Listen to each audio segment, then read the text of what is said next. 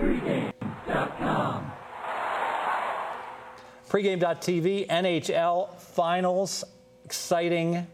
Boston, Chicago, and I don't know, a little anticlimactic for these teams, getting here so quickly, but people love their playoff hockey.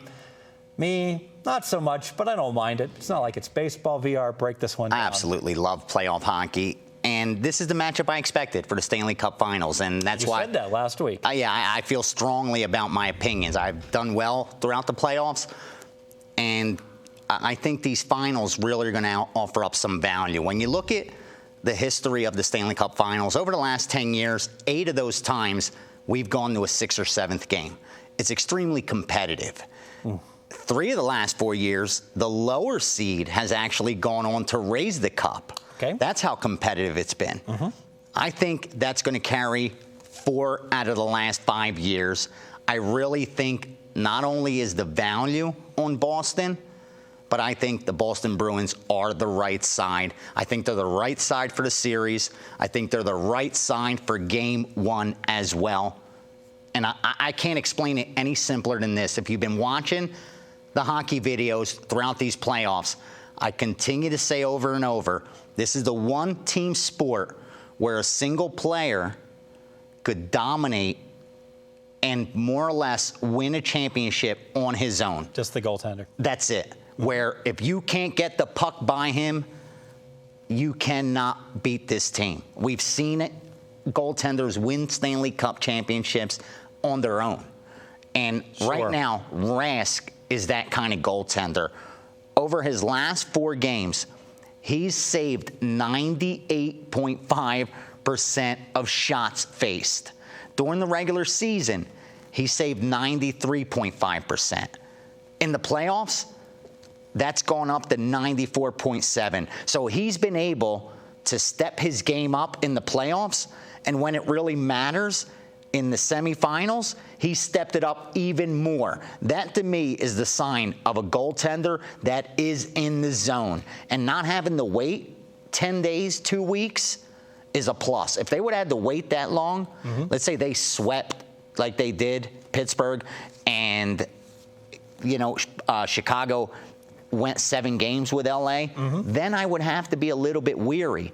But because he's going to be on more or less normal rest, good rest, I think he's in the zone, man. You can't score on him. And for Crawford, it's kind of been the opposite. His game, when compared to the last 4, it's actually dropped off a little, and he's going to need his team to step up for him. And against Boston, who's excellent offensively, excellent defensively, second in shots on goal, so they're going to put a lot of pucks to Crawford, and they have one of the best penalty kills in all of hockey. I really think the only advantage Chicago has is that home ice, and it's a huge advantage. They lost 4 games there all year. Let me ask you, so I don't want to tie up all my money. So you like them Game 1, you like them for the series, they're on the road. Do we do the old 1 unit for the series, 1 unit Game 1, and if Game 1 goes down, we come back with 2 units in Game 2? Exactly. Like they're getting that progression? Yeah, I really think worst case scenario, they get a split in Chicago. That hasn't worked this year, but it's been money in the bank historically, right? Exactly. And I think now's where it's going to go back more towards, what you're used to seeing. Listen, Chicago's one of the best teams. They are the best team as far as record goes and what we expect. They're not here by accident. They deserve to be the top seed. I mean, statistically speaking, they're one of the best teams in offense and defense, in goals per game and goals allowed per game. So they're not here by accident. They're great at home. They're great on the road. But I think Boston is playing better at this time. And we've seen all sports. We've seen the New York Giants do it in the NFL. And we've seen the St. Louis Cardinals do it in baseball. Ride the hot team. And I think this year we're going to see the Boston Bruins do it in the Stanley Cup Finals. Bet Boston for the series. Bet them in Game 1.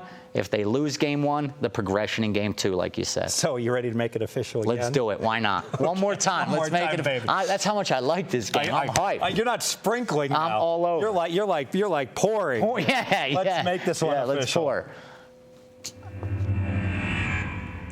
We're gonna go ahead and make it official for the second time. Pour a little something on that money line, baby, and keep pouring, keep pouring. Boston Bruins The lower seed will win the Stanley Cup, raise it for the 4th time in 5 years. Look for Boston and Rask to just be too hot. Carry that momentum over into the Stanley Cup Finals. Remember, this is a team that came back and more or less defied historical probability against Toronto. And since then, they've just been lights out. Rask, last 4 games, 98.5% of shots. He just slapped them away like flies. I don't see Chicago getting past them. They get 200 shots, they're going to score 3 goals. That's it. So it's going to take them about 4 or 5 games to do that. They're vulnerable. Yeah, if it goes into 7 OTs. Yeah, that's. I referenced the Bad News Bears in an earlier video, so I will use it again. Where with their anemic offense, Walter Matthau he's got his ringer pitcher, and he screams out, "The other team can't win if they can't score. Go out and shut them down, Amanda." And that's what it is. But then they hit it to the Lupus kid. And you're going to score. You're going to score. Yeah. You hit it to Lupus, you're going to score. Yeah. I don't know about you, Mr. Buttermaker, but I want to win this game, so I wouldn't be putting me either in right field or behind net. And I'm digressing. So we're going to move on to a sport I know even less about.